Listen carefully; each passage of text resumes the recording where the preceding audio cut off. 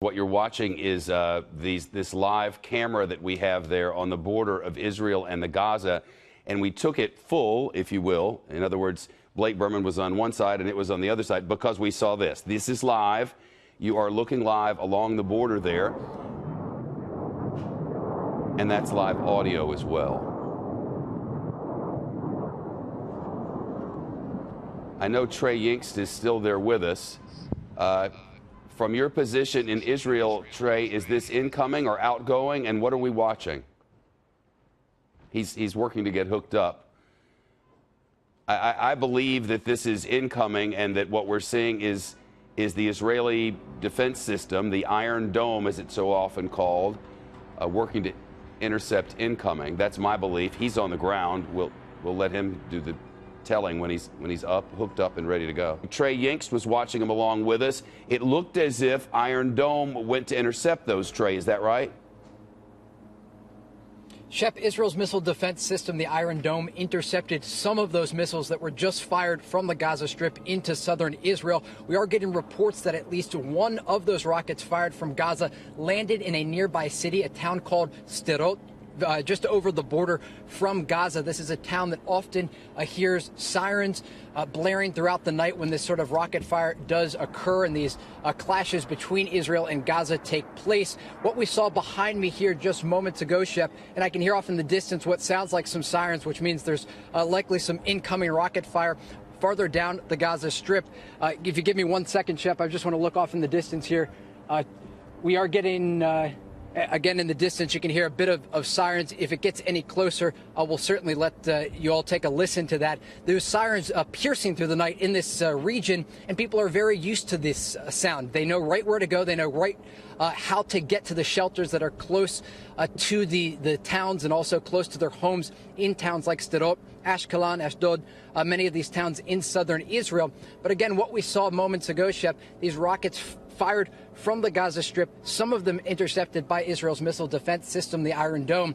But again, there is a report that at least one has impacted the town of Sderot.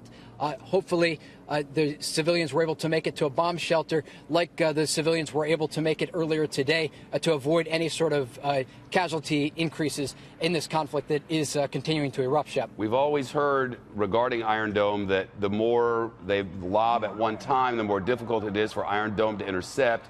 And in recent days and weeks, 10 at a time, that's a new level, isn't it? It is, Shep, and we've seen this sort of rocket fire before. Back in November, a very similar situation as to what we just saw behind us here moments ago, where you'll actually see streams of rockets fired from one position on the Gaza Strip. So those militants there, whether they're with the militant and political group Hamas or whether they're with militant factions such as Islamic Jihad, they're firing these rockets in groups in an effort to try to confuse the Israelis who are trying to shoot them down and also overwhelm Israel's missile defense system, the Iron Dome. We have spoken with many of these factions inside Gaza this year, Shep. I met with top leaders in Hamas and also Islamic Jihad, and they basically said just about a month ago that they were prepared for war. There's a lot happening in Israel right now, and everyone was concerned that this week and the week after could lead to what we are seeing tonight.